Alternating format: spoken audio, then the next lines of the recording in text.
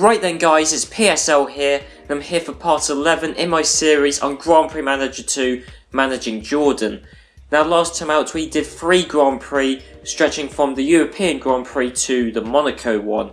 And that means that the Drivers' Championship is looking pretty good for one of our drivers at the moment, Rubens Barrichello. He's leading the Drivers' Championship on 32 points, 4 ahead of Hakkinen, 9 ahead of Gerhard Berger, and then we got Olivier Panis 3 points behind the worst of the 2 Benetton drivers. But he's still ahead of both McLaren drivers, and really it seems to be Jordan and Benetton are up there. McLaren are distinctly the 3rd best team, and then everyone else is just scrapping it out for the final. Well, I guess in the Drivers' Championship it would be 7th, which currently Michael Schumacher's in 7th, which is a surprise. I didn't think he had done quite that well. Katayama would so easily be there, but he's well, it's just been a few Grand Prix where he's either retired or he's retired for various different reasons. And the Constructors' Championship, well, Jordan, we're leading it by 1 point, but I mean, I just want to get the points across that Benetton could still very easily win it. McLaren could possibly, but we really would need a dip in form from both Jordan and Benetton and McLaren to be more consistently quick, because they have the pace, but like 1 Grand Prix in... They've probably been quick in about 2 Grand Prix this year so far, and we've done 6, so, you know, if they were that quick all season long, then it would be a 3-horse race for the Constructors' Championship. And then, and obviously the race results. So just a recap of the previous Grand Prix. So the 4th Grand Prix obviously was the first one in the previous episode. That was at Europe, and then, as you can see, Rubens Barrichello, he won that. I say Europe, I mean, you know, the Nürburgring track. But Rubens Barrichello won that Grand Prix, and Olivier Panis spun off. Then we had a 1-2 finish at Imola, and actually quite a controversial race win for Rubens Barrichello. It's partly a mistake on my part, but Panis should have won the Grand Prix. Barrichello got the jump on the better strategy and then refused to let Panis through. And then the last time out we had the Monaco Grand Prix, which, as you can see, wasn't particularly successful for us. Barrichello scoring 2 points and Panis none. So, one thing I've noticed this season is that Panis, he keeps spinning off. He keeps retiring from Grand Prix. So I'm going to do some testing, just in the hope that, well, maybe it will prevent him spinning off, who knows, but I'm going to do some testing around Silverstone, so, yep, I'll do some testing and I'll get back to you. Right then, so I spent a good chunk of change on testing around Silverstone, and the worrying thing is that you can see on Panis's best laps during the different testing sessions, Panis was getting slower. Every time I sent him out, he got gradually slower. I mean, it's the same for Take and Yue, but, you know, we're not putting Yue in for a race, are we? I mean, Yue was 2.6 seconds slower than the best time in testing, which was from Barrichello. As per usual, we're going to see if we can go and steal anything from any of the teams. So, Williams, straight away we got into Williams' factory. Nice, what about any driving aids? They've got ABS. That wouldn't be useful. Car internals. Oh! They got a better suspension, brake system, steering system, and cooling system than we have. So, okay, that's very handy. We want to get one of those then, of course. Once again, I'm not going to offer a deal because I don't want to swap anything, because then it's just us collaborating. And while Williams are slow at the moment, I think that's temporary. Well, I mean, it depends, unless they get Renault engines again, or, you know, any decent engine supplier. So we're going to see if we can acquire something. Let's go for the cooling system. Only $325. And our system is only rated 18% at the moment. Theirs is rated 31%. We'll see if we can get it. And we have, so that's brilliant. So we've got a better cooling system now. Let's see if we can fit that to our cars. I don't know if it will actually be heavier. Yeah, our car weight has gone up by 2 kilograms, but, you know, if the car weight goes up by a couple of kilograms, that doesn't really matter because, you know, we got a better part on it. I mean, at some point, you've got to strike a fine balance between having good parts and having a light car, but honestly, The difference between 667 kilograms and 669 kilograms, I mean, it's nothing. Our car is disgustingly overweight. 2 kilograms really, I don't think, should make any difference. So here we are in qualifying. Rubens Barrichello is there, Olivier Panis is there. They're about to start their flying lap. Now you'll notice in the top right corner it's raining. 2 raindrops out of a potential maximum of 3 raindrops. So it's raining out on track. The one good thing I can say is that the rain hasn't changed in intensity over the course of qualifying. It's always been 2 raindrops out of a potential 3. So we'll send our cars out now. Actually, before I do that, I need to give them the do or die qualifying instruction. Okay, so the rain, as I said, the intensity hasn't changed, but as you'll notice in the bottom left corner, the blue bar has maxed out. Now, in dry conditions, well, I mean, that bar just generally means how good the track conditions are, which in dry conditions would mean that the track's rubbered in, but of course that concept doesn't really apply in wet conditions. But either way, the track is at peak condition. Barrichello is catching up to a car there. That is Giancarlo Fisichella in the Minardi, but I don't think Barrichello will catch up in time. But anyway, I think it was Panis who was caught up behind a 40 for qualifying at Imola, and it didn't affect him at all, but then Barrichello was affected by the other 40, so who knows really. But Barrichello, where will he qualify? We'll find out in just a few seconds. Olivier Panis, he will do his flying lap. So, well, our guys are out on top. Not by a massive margin. Barrichello's on pole position. Panis is in second. Panis is only half a second ahead of Mika Häkkinen.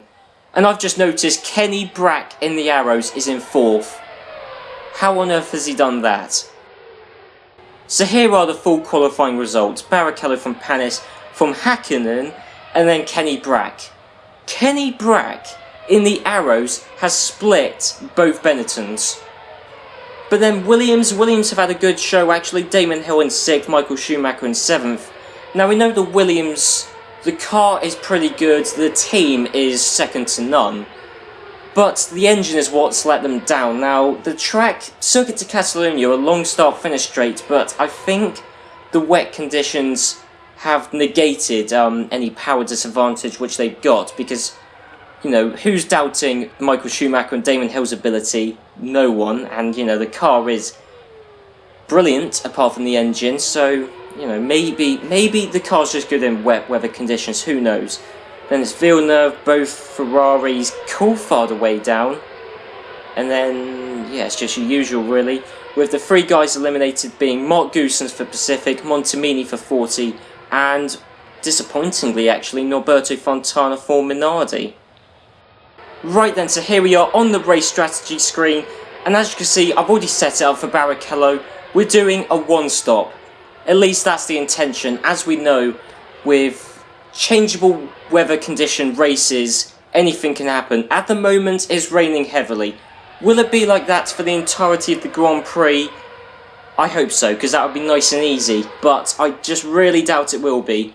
Now, one thing I do know is that the wet weather tyres in wet conditions wear much slower than the dry tyres in dry conditions, so you can easily do a 1-stop. So I've already set up for Barrichello a 1-stop pitting in on lap 33. So for Panis, we're also going to do a 1-stop, because I know the preference in this game is not always true, but I think the ideal scenario is to stop as few times as possible. I think that's the way to go. So actually I want to make Barrichello stop on lap 34, because or else he could be jumped by Panis, as we saw, well, the exact opposite happen at the San Marino Grand Prix. So they've got brand new tyres, but one thing we do need to do, because at the moment you can see the fuel tank will only go up to 26 laps worth of fuel for Panis. So if we go on to the the internals, and if we put in a 50% fuel tank would probably work, but just to be safe, a 60% fuel tank, which weighs 2 kilograms more, but it doesn't matter because it allows us to now do a 1-stop. As you can see, he could do 39 laps, theoretically. So, the 1997 Spanish Grand Prix is underway.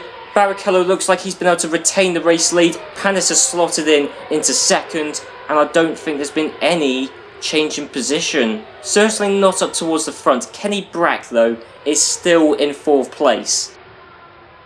Right then, so Kenny Brack is in the pits already, so he's essentially taken himself out of the points, now down in 13th place. Right then, so Michael Schumacher has already come into the pits, same with Jacques Villeneuve. Michael Schumacher now in 6th, Katayama in 5th. Panis, he has slipped down. How on earth has that happened? I was just about to say that Kenny Brack is in 13th place because he's already pitted, but I've just noticed that Panis is in 14th. I don't know why. Maybe there was a 10-second drive-through or stop-go penalty, which I didn't see, but either way, Panis is in 14th for whatever reason. I'll work out when I'm editing. Everyone else seems to be doing a 2-stop at least, so who knows really. I mean, Katayama hasn't pitted yet, Kelvin Burt is out, David Coulthard is also out, I've just realised. But I mean, 4 retirements already. This is quite a chaotic, frantic Grand Prix, so honestly, nothing is out of the equation just yet. Well, this is embarrassing, isn't it? Barrichello is coming in for his pit stop before Panis is coming in for his. And let's not forget that Barrichello's pit stop is a lap later than Panis's. So basically, Rubens Barrichello has lapped his teammate Olivier Panis. But there you go, new wet weather tyres. As you can see, 35 laps, he's done over half the race distance, and they've still got half of their life left. So we'll fit on, or put in, should I say, you don't really fit on fuel. So 31 laps worth of fuel. I'll put in 32 just to be safe.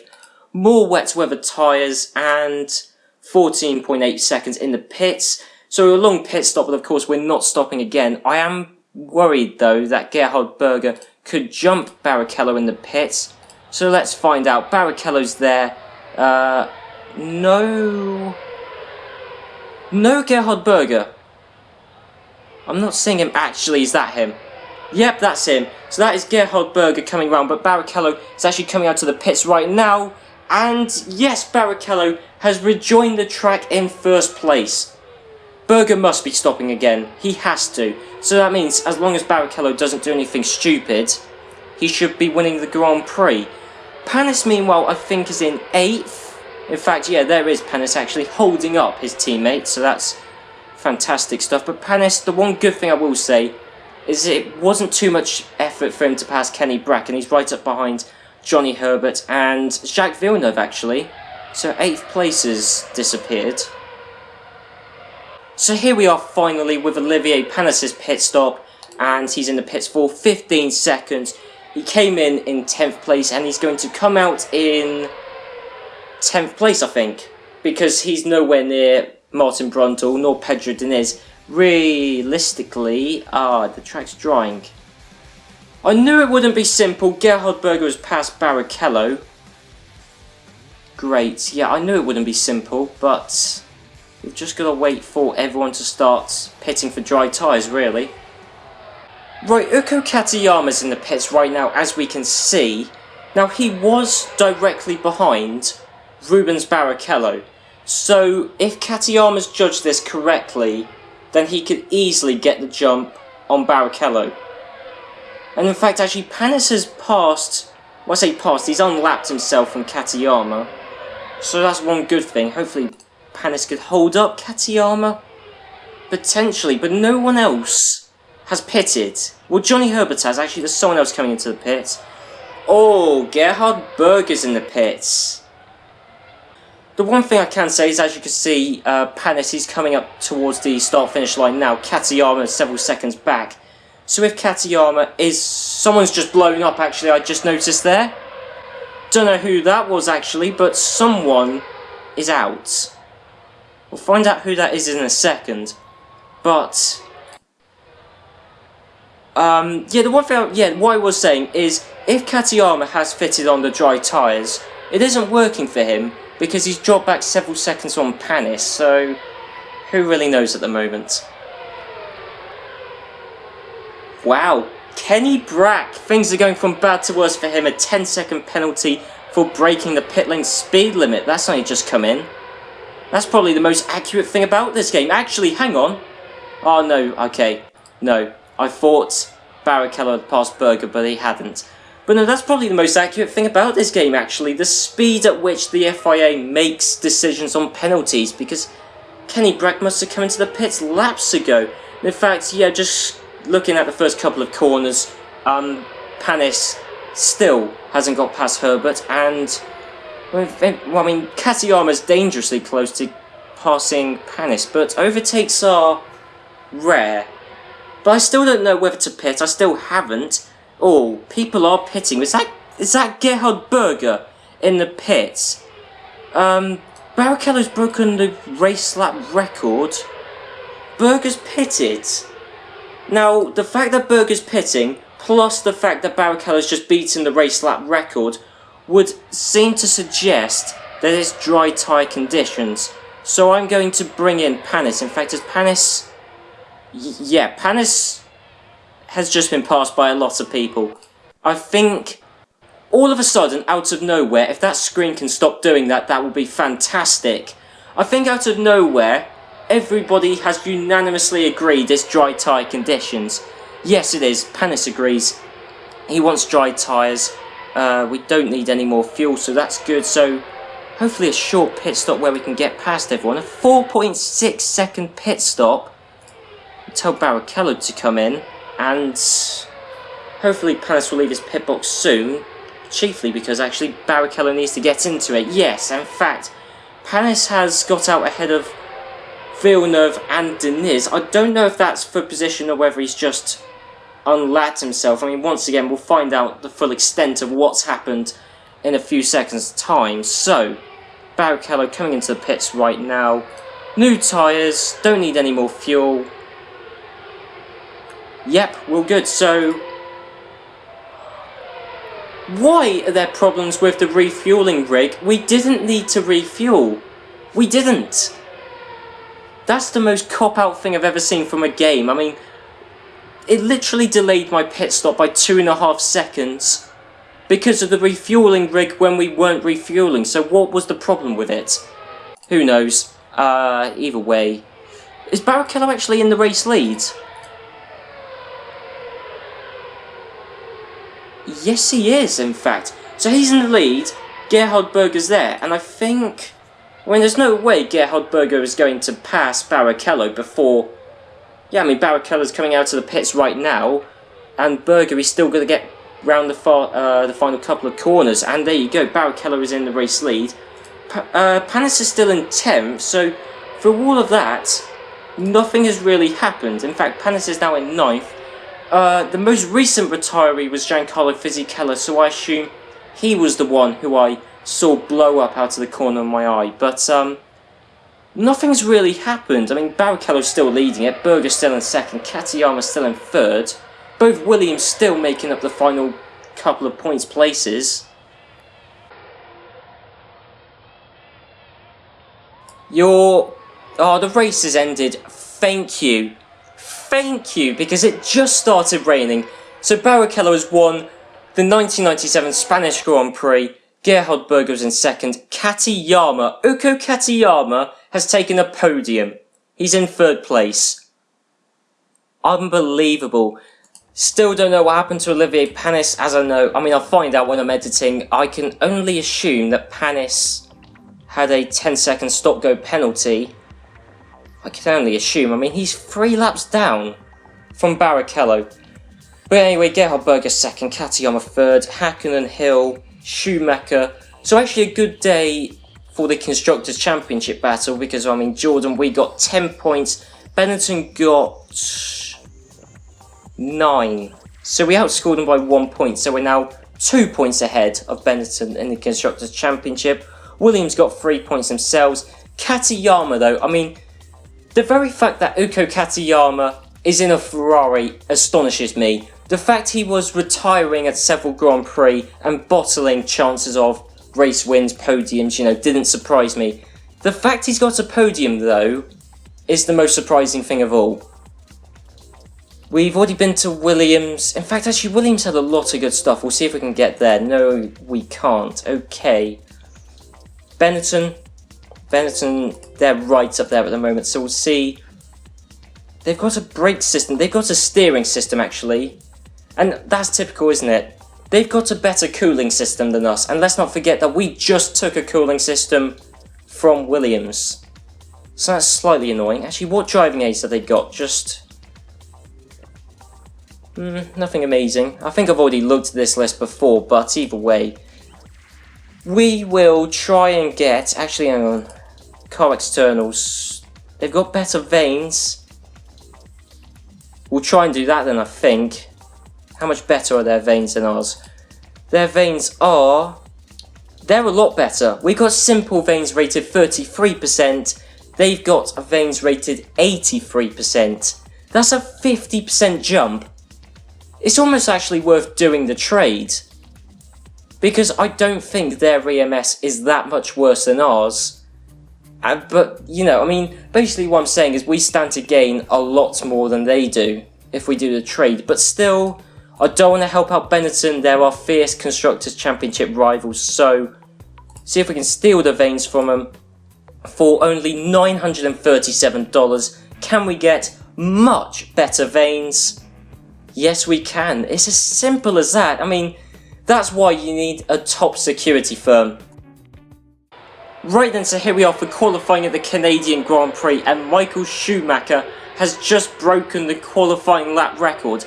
And let's not forget, he's in a Williams. And the main problem with that Williams is its underpowered engine. This is a power circuit, and that would explain why Benetton, with their Renault engine, have just beaten Schumacher's qualifying lap record. Oh, the session's coming to an end quick. Okay. And anyway, Barrichello coming across the line. He has smashed the qualifying lap record. No surprise there. In fact, actually, he's done it by quite a margin, by 2.7 seconds. Last season, Martin Brundle, he took pole position. Barrichello was in second. It was a great qualifying session. And then suddenly, the race came around and Brundle was nowhere to be seen. He had been removed. Wasn't able to do the pre-race warm-up, wasn't able to do the race, nothing. He just disappeared. Ferrari International Assistance, or the FIA as they're known, you know, they really did bodge it up. And it literally was Ferrari International Assistance, because the two guys behind Barrichello were Ferraris. So literally the FIA just helped out Ferrari. And anyway, Barrichello coming across the line, he has smashed the qualifying lap record. No surprise there. In fact, actually, he's done it by quite a margin, by 2.7 seconds. So then, once again, just being reminded that Barrichello absolutely smashed the qualifying lap record that was set today by Mika Hakkinen. But then Barrichello annihilated that, partly due to the fact that, of course, we just took Benetton's vanes. So, and that was a massive improvement. I mean, any part you can get, any improvement is actually quite substantial, but one that's an improvement from 33% to 83%, so more than twice as good, that is a substantial improvement, gained for less than $1,000, which we copied off of Benetton. It's one less advantage Benetton have over us, and I mean, I think that's part of the reason that we've absolutely annihilated them. So then, it looks like the FIA are not going to be that disgustingly biased towards Ferrari, that they're going to remove anyone this year. Brundle's still there, Barrichello is, Panis is, everyone in fact is still there, so there's none of that hideous Ferrari International Assistance going on. But then again, I think that is partly because Ferrari aren't really in a position to be competing for the race win this year, unlike last year where they were right up there. I mean, I think that was right around the point where Michael Schumacher was having his spell of dominance. You know, it was that kind of midpoint of the season. Because in fact, this is the 8th Grand Prix out of 16. So once we've done this Grand Prix, we've done exactly half of the 1997 season. As per usual, it's a 2-stop strategy for this Grand Prix. Panis is on a 2-stop. So is Barrichello, coming in 1 lap later because he took pole position. So let's head on into the formation lap. No one has stalled. Right then, so the 1997 Canadian Grand Prix is underway. Martin Brundle has stalled his car and is out of the Grand Prix. The second year in a row that there has been horrendous bad luck for Martin Brundle at the circuit Gilles Villeneuve. Not a great deal going on really, but both Benettons, as you can see, Häkkönen's only about a second behind Panis. Fisichella is out. It seems to me Schumacher's 8 seconds behind. It seems to me we're not really pulling away from both Benettons. We are, though, opening a slight gap on the Williams of Michael Schumacher, so it's still quite tight. Top 4 certainly is close. In fact, Schumacher's caught up, so, you know, I mean, really it's anyone's guess who's going to win the Grand Prix at the moment. Although 5 people have retired already, so at this rate, no one's going to finish. 11.3 seconds in the pits, your standard pit stop. Damon Hill currently is in second. In fact, Gerhard Berger is in third, so that means Gerhard Berger has jumped Olivier Panis. Just 23 more laps worth of fuel for Barrichello and 10.8 seconds. But will he be jumped by Gerhard Berger? In fact, actually, Panis is now in third. Apparently, no, that was just a momentary thing. So, who's actually... Damon Hill is leading the Grand Prix, but he hasn't stopped yet. I mean, Williams, they really have turned up this episode. 6th Grand Prix, and they've done absolutely nothing. The 7th Grand Prix last time out, and they were, you know, starting to get somewhere. This Grand Prix, Williams, Damon Hill, is leading a Grand Prix. That wouldn't be a surprise under normal circumstances, but considering how bad they've been this season so far, that's astonishing. And then it's, what, Barrichello in second, Berger in third, Panis fourth, Häkkinen fifth, so unsurprisingly, both Jordans and Benettons are pretty close. Schumacher isn't too far behind, Irvine... Oh, Damon Hill has retired from the lead of the Grand Prix. That was Williams' best shot of potentially winning a Grand Prix, or, you know, getting a decent finish, and it's gone. And also, I've just noticed that Gerhard Berger is now 20 seconds behind Barrichello. It was 14 seconds, it's now 20, it's now 28. Barrichello is 8 seconds a lap quicker than Gerhard Berger. He's now 36 seconds ahead of him. Unbelievable. 43 seconds ahead. What is happening? Barrichello is on fire right now. You're kidding. Barrichello with a 10-second penalty.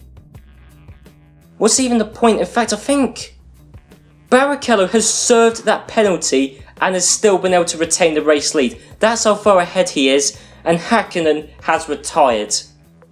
It's all kicking off this Grand Prix, isn't it? Katayama's in second. He's in the pits, and he's come out and he's still in second. I mean, look, how many people are there still even left in the Grand Prix? There's hardly anyone still there. Schumacher's in third. He's about to be... oh no, actually that's Panis. In fact, Schumacher's coming under pressure from Panis. That could be an interesting battle to watch, actually. Then it's Katayama in second, Barrichello in first. What happened to Gerhard Berger? Where is he? Gerhard Berger's in sixth. Well, this has been a very strange Grand Prix, actually. It's just something about the Canadian Grand Prix and weird things happening. Jacques Villeneuve has now retired from the Grand Prix. There's only 10 runners left. I think that's the fewest runners still left in the Grand Prix this series so far. Pacific are 8th and 9th. 2 more retirements and they could score a point. Honestly, I genuinely wouldn't mind retiring both of my guys if it meant Pacific scored a point. Because that would be epic. Barrichello! No! No way! Irvine's retired. Barrichello's retired. Uko Katayama is on the final lap and I think he's going to win the Canadian Grand Prix 25 seconds ahead of Michael Schumacher in a Williams. Panis in third. I mean, Irvine retired as well. Pacific might well have scored a point actually. Berger's in fourth. Coulthard fifth. Barrichello still got sixth. Because Pacific were that far behind. I mean, wow, that's got to be the best Grand Prix this series so far. Uko Katayama in a Ferrari has won a race.